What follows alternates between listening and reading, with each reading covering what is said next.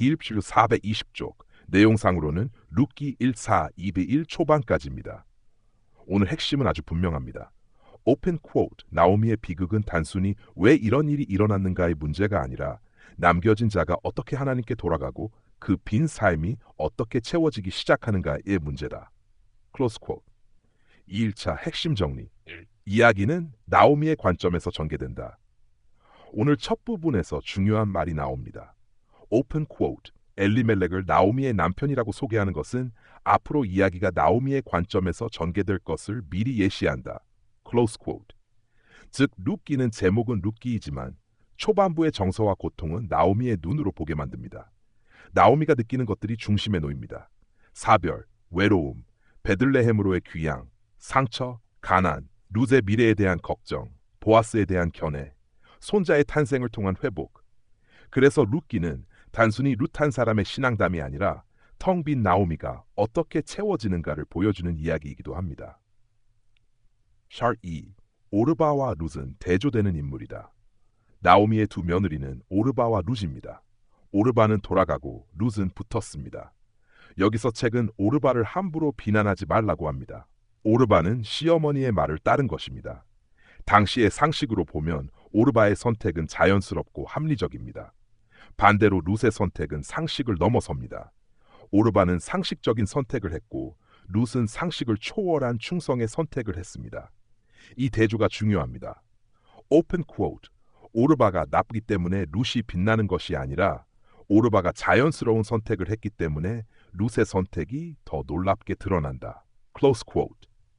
룻은 자기 미래를 포기하고 시어머니의 백성과 하나님께 들어갑니다. 이것이 룻기의 결정적 전환점입니다. 3. 룻의 고백은 단순한 효도가 아니다. 룻의 고백은 룻기 전체에서 가장 유명한 부분입니다. 오픈 쿼트. 어머니께서 가시는 곳에 나도 가고 어머니께서 머무시는 곳에서 나도 머물겠나이다. 어머니의 백성이 나의 백성이 되고 어머니의 하나님이 나의 하나님이 되시리니 어머니께서 죽으시는 곳에서 나도 죽어 거기 묻힐 것이라. 클로스 쿼트. 이 고백은 단순히 시어머니를 잘 모시겠습니다 정도가 아닙니다. 룻은 여기서 자기 정체성을 바꿉니다. 모압 여인에서 이스라엘 백성의 일원으로 봐 그모스의 땅에서 여호와의 백성 가운데로 자기 미래를 위한 선택에서 언약 공동체 안으로 들어가는 선택으로 이동합니다. 그래서 룻의 고백은 효도 이상의 신앙 고백입니다. 오픈 쿼트.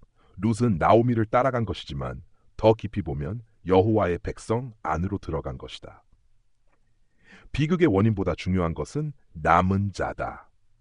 오늘 범위에서 가장 중요한 신학적 관찰 중 하나는 이것입니다. 오픈 쿼트. 성경은 비극의 원인을 다 설명하지 않는다. 클로스 쿼트. 나오미의 남편과 두 아들이 왜 죽었는지 본문은 명확히 말하지 않습니다. 우리는 쉽게 도덕적 설명을 붙이고 싶어 합니다. 약속의 땅을 떠나서 벌을 받았다. 모압 여인과 결혼해서 벌을 받았다. 불순종 때문에 죽었다. 하지만 김지찬 교수는 그렇게 단정하지 말라고 합니다. 본문이 그렇게 말하지 않기 때문입니다. 오히려 본문이 강조하는 것은 죽은 이유가 아니라 남은 사람입니다. 룻기 1장에는 남았다는 표현이 반복됩니다. 나오미가 남았습니다. 룻이 남았습니다. 비극이 닥쳤을 때 성경의 관심은 이런 식입니다. 오픈 쿼트. 왜 죽었는가 보다 남은 자가 어떻게 살아갈 것인가가 중요하다. 클로스 쿼트. 이 부분은 굉장히 현실적입니다. 우리도 고난을 만나면 먼저 왜를 묻습니다. 그런데 성경은 때로 그 이유를 다 설명하지 않고 남겨진 자에게 시선을 돌립니다. 오픈 쿼트. 이제 너는 어떻게 하나님께 돌아갈 것인가? 이 빈 삶을 누가 어떻게 채울 것인가? 클로스 쿼트. 5. 나오미는 마라라고 자신을 해석한다. 나오미가 베들레헴에 돌아왔을 때 사람들은 말합니다. 오픈 쿼트. 이가 나오미냐? 클로스 쿼트. 그러자 나오미는 말합니다. 나를 나오미라 부르지 말고 마라라 부르라. 클로스 쿼트.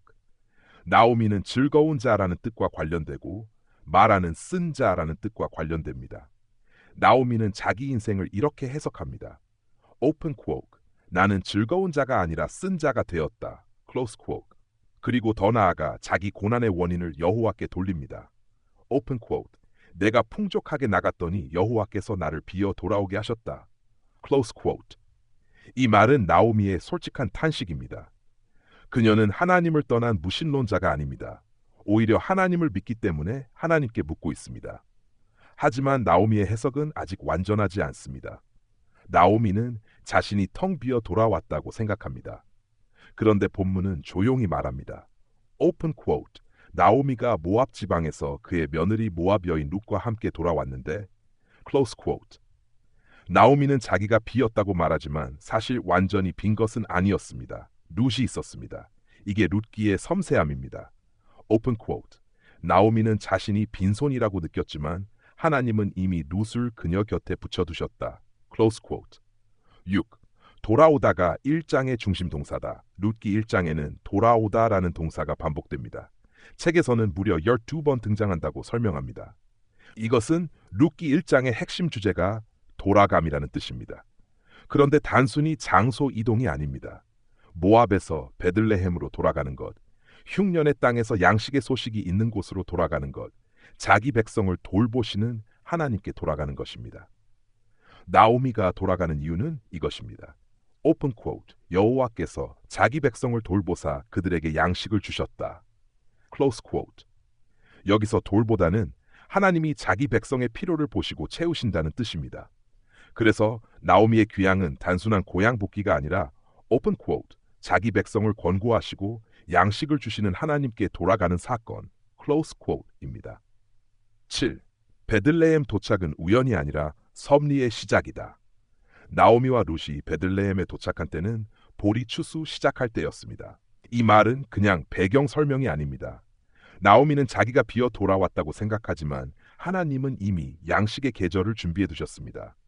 그리고 바로 다음 장에서 룻은 이삭을 주우러 나가고 보아스를 만나게 됩니다. 그러니까 룻기 1장 마지막은 아주 조용한 희망의 복선입니다. 오픈 쿼트. 비어 돌아온 나오미가 도착한 곳은 사실 채움이 시작되는 자리였다. 클로스 쿼트. 보리 추수는 단순한 농사 정보가 아니라 하나님의 채우심이 시작될 시간표입니다. 8.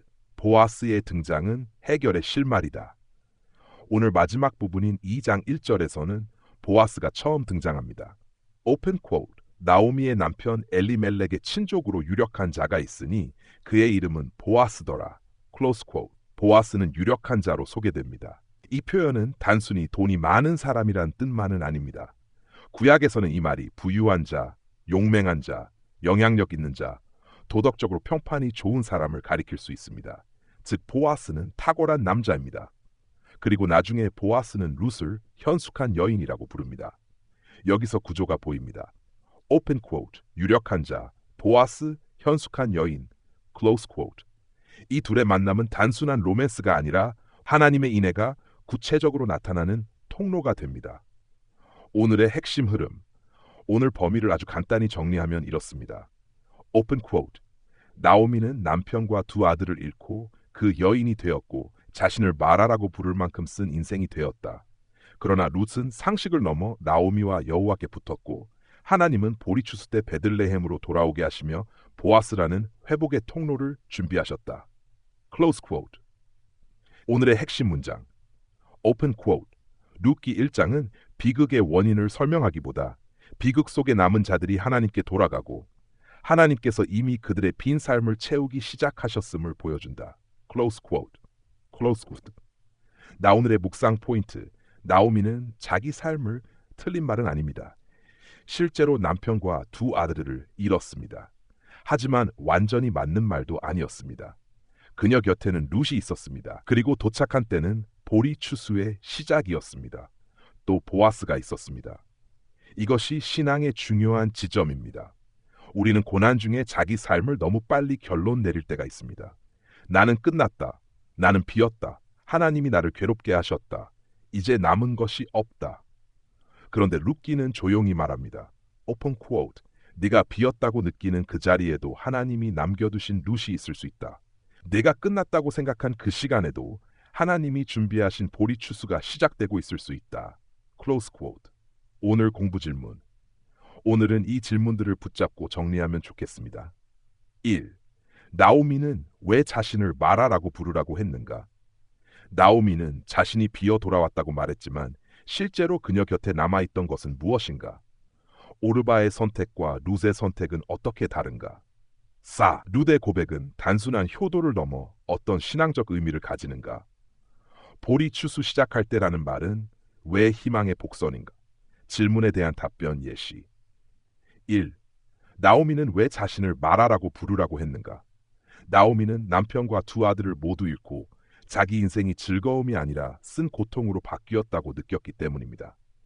나오미는 즐거움과 관련된 이름인데 나오미는 이제 자신을 그런 이름으로 부를 수 없다고 생각했습니다. 그래서 쓴 자라는 뜻을 가진 마라로 부르라고 한 것입니다. 하지만 나오미의 해석은 아직 부분적입니다. 그녀는 자신이 완전히 비었다고 생각했지만 하나님은 이미 룻을 그녀 곁에 남겨두셨고 보리 추수의 때에 베들레헴으로 돌아오게 하셨습니다. 2. 나오미는 자신이 비어 돌아왔다고 말했지만 실제로 그녀 곁에 남아있던 것은 무엇인가? 나오미 곁에는 룻이 남아있었습니다.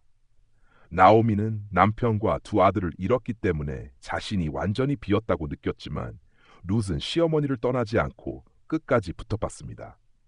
또한 하나님은 그들을 보리 추수 시작할 때 베들레헴에 도착하게 하셨습니다. 그러므로 나오미는 자기 느낌으로는 비어 있었지만 하나님의 섭리 안에서는 이미 채움이 시작되고 있었습니다. 3. 오르바의 선택과 룻의 선택은 어떻게 다른가?